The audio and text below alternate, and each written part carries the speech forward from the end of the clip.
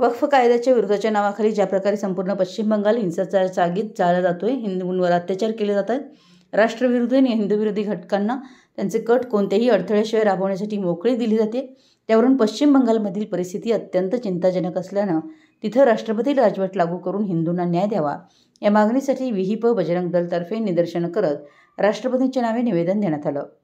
सदरचं निवेदन शिरोळ तहसीलदार यांना सोमवारी देण्यात आलं. मुर्शिदाबादपासून सुरू झालेला हा भयानक हिंसाचार आता संपूर्ण बंगालमध्ये पसरताना दिसतोय. सरकारी यंत्रणा केवळ दंगलखोरांसमोर निष्क्रिय झाली नाही, तर अनेक ठिकाणी ते त्यांची मदतनीस किंवा चिथावणी देणारी बनली आहे. परिस्थिती नियंत्रणाबाहेर जाण्यापूर्वी केंद्र सरकारनं प्रशासनाचे नियंत्रण आणि व्यवस्थापन आपल्या हातात घ्यावं आणि देशद्रोही आणि हिंदूविरोधी घटकांना त्यांच्या दुष्कृत्यांसाठी कठोर शिक्षा करण्यात यावी. 11 एप्रिल 2025 रोजी मुस्लिम जमावानं वक्फ कायद्याला विरोध करण्याच्या नावाखाली केलेले हिंसक निदर्शन हा कायदा बनवणाऱ्या सरकारविरुद्ध नव्हता, तर तो हिंदूंवर केलेला हिंसक हल्ला होता. तर या कायद्याच्या निर्मितीत हिंदू समाजाची कोणतीही भूमिका नव्हती आणि ती पूर्णपणे संविधानिक प्रक्रिया होती. याचा स्पष्ट अर्थ असा की वक्फ हे फक्त निमित्त होतं. खरं उद्दिष्ट मुर्शिदाबादला हिंदूमुक्त करणं होतं. या धर्मांध जिहादी जमावानं हिंदूंची 200हून अधिक घरं आणि व्यावसायिक दुकानं लुटली आणि जाळली. शेकडो हिंदूंना गंभीर जखमी केलं आणि 3 नागरिकांना निर्घृणपणे ठार मारलं. डझनभर महिलांवर बलात्कारही केले. परिणामी 500हून अधिक हिंदू कुटुंबांना मुर्शिदाबाद सोडावं लागलं. त्यांच्याकडे जाऊन काळजी आणि मदत दाखवण्याची मुख्यमंत्री ममता बॅनर्जी दंगल भडकवणाऱ्या इमामांना भेटत आहेत.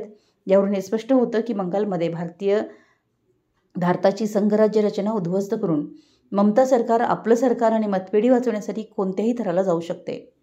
बंगालमधील राष्ट्रीय सुरक्षा धोक्यात आहे.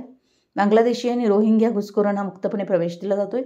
त्यांचे आधार कार्ड बनवले जात आहेत. पाकिस्तानी आणि बांगलादेशी दहशतवादी संघटनांच्या कारवाया वाढत आहेत.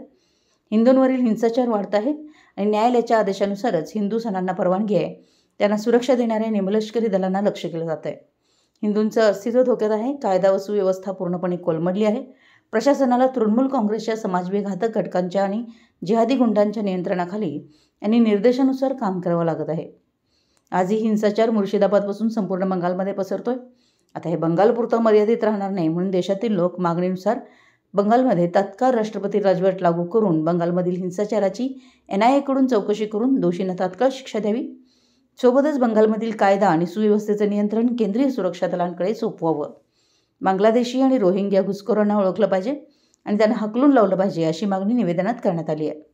सदर निवेदन देताना शिवप्रतिष्ठानचे अध्यक्ष रावसाहेब देसाई, विश्व हिंदू परिषद बजरंग दलाचे जिल्हा मंत्री सुजित कांबळे, जिल्हा सहमंत्री प्रवीण सावंत, सहसंयोजक राजू शिंदे, जिल्हा संयोजक अमित कुंभार यांच्यासह विश्व हिंदू परिषद बजरंग दलचे बजरंगी व हिंदू मोठ्या संख्येने उपस्थित होते. हिंदुत्ववाद्यांनी प्रचंड घोषणाबाजी करत परिसर दणाणून सोडला. मराठी एस न्यूजसाठी शिरोळहून दिलीप कोळी.